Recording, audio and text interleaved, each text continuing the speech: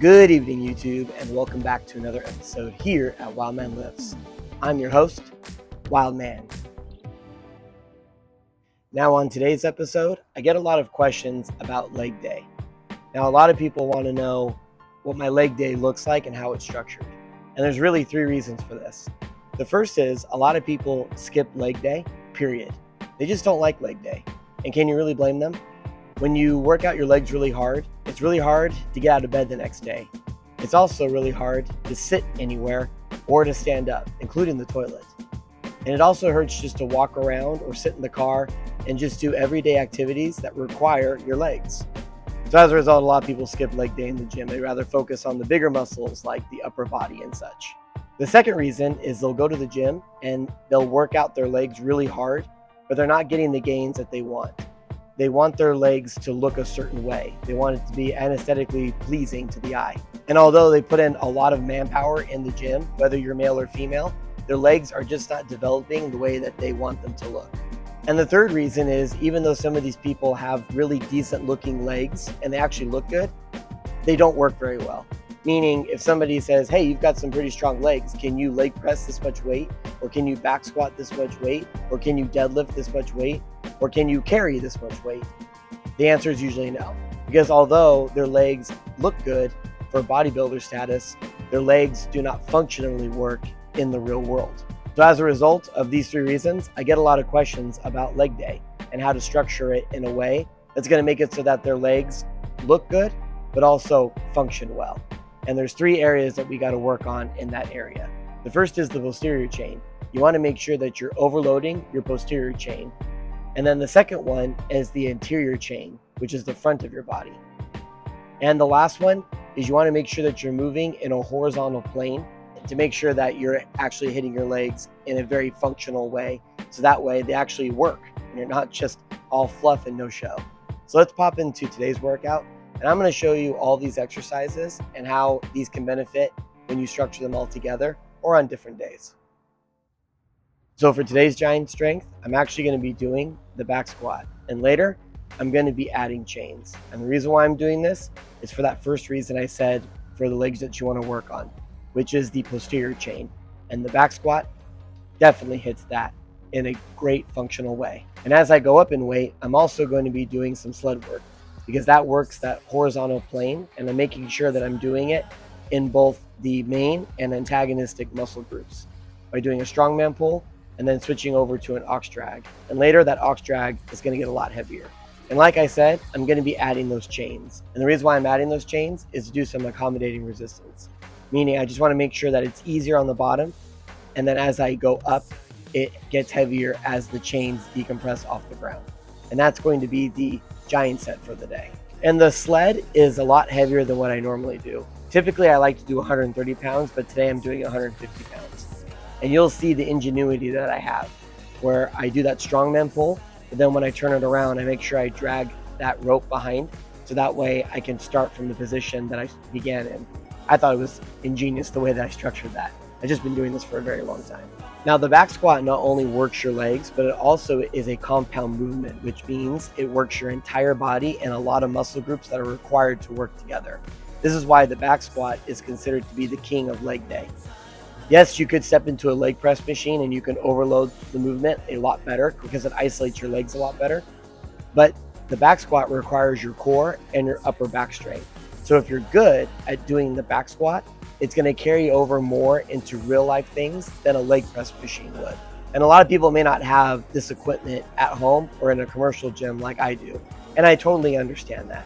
But there's some carpet sleds that are pretty cheap online if you check on Amazon or other retailers that sell fitness equipment. They might have a better deal than that, but you can use a sled pretty much anywhere. And you could bring it to commercial gyms and slide it across the floor as long as it doesn't make any weird marks on the floor. They're going to be okay with it. And most carpet sleds are very good at not leaving any scratches or anything in the floor on commercial gyms. And the rep scheme that I like to use is 3 to 6 reps as I'm going up in weight. So you'll see sometimes I'll do 3 reps and then my last set will be 6 or as many as I can do. Or I'll just keep it 3 all the way up to a 3 rep max, especially on something like this, because this is technically a variation lift with those chains on. It's not a true back squat. And other times I just do 6 reps all the way up.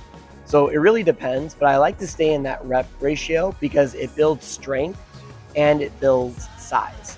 So for males, that's an excellent rep scheme to use. And if you're a female and you're worried about getting, your legs too big, like tree trunks, or being too big, you could just simply lower the weight on this and do sets of 6, and you'll be surprised how much your legs will take shape, but you'll also be able to use them. And that's the most important part of when I'm training, is I want to make sure that when I'm training, not only are they growing in size and looking aesthetically pleasing, but I'm also making sure that they work and that they have a purpose in life. And yes, in the beginning, you're gonna have your legs be absolutely torn up and you're gonna have a hard time getting off the toilet. But I promise you that if you keep on with it, that eventually that's gonna go away. It's gonna lessen a lot more, especially as you become an expert in rep schemes and days when you need to push hard and days that you need to take a step back. Now this was my top set, and it's 360 pounds on that bar, plus those drop chains makes it 400 pounds total. And the idea was I wanted to hit 3 repetitions. And what I'm very proud of is that I'm using a very good movement pattern and I'm keeping my form in check. And this is the most amount of weight I've done in a while because I've been focusing so much on deadlift. But as I'm starting to introduce the back squat back into my training program, this was a great starting point to be with the belt on. So I was very happy with that, and I was happy with all of the sled work that I was doing as well. Now for the variation giant set, I was doing 3 rounds, and I was starting with the Zercher squat. And that's basically where you just put the barbell on the crook of your elbow, which really puts a lot of pressure on your bicep. And then you basically just squat down for as deep as you can, and then you shoot your hips forward, and then you raise your hips again and get it back onto that rack. And I continued on with the same sled pattern that I was doing before, just to keep a nice even number at the end of all these giant sets. Now, I'm doing the Zercher squat for 3 reasons. The first reason is I'm trying to attack that anterior chain like I've been discussing. So I hit the posterior chain with the back squat. Now it's time to hit that anterior chain, which is the front of your body. And Zercher squats and front squats are just really good to hit that anterior chain. The second reason I'm doing it is because this is a great implement to train with when you're trying to get good at strongman movements. When you're trying to pick up stones or logs or awkward heavy objects, this is a great exercise that carries over greatly into carrying those implements or to pick them up from the ground and to get them up to your shoulder. And the last reason that I'm doing the Zercher squat is because it's just a great all-around athletic movement. If you're able to do this carries over really good into athletics and is a great functional fitness exercise that carries over in real life when you need to use strength. And since I'm coming back from my elbow surgery, I was just trying to take it easy in the beginning and start small with 185 pounds. Now for the giant assistant set, I was gonna max out on the sled. And the idea is just to overload that horizontal plane that I was talking about and to use my legs that once they were tired from all those squats that I was doing, now it's time to just push it with 400 pounds, which was a lot more weight than I was anticipating, so I was happy with that. And just to make sure that I was finishing off my legs and getting that most athletic grind that I could at the very end of the workout.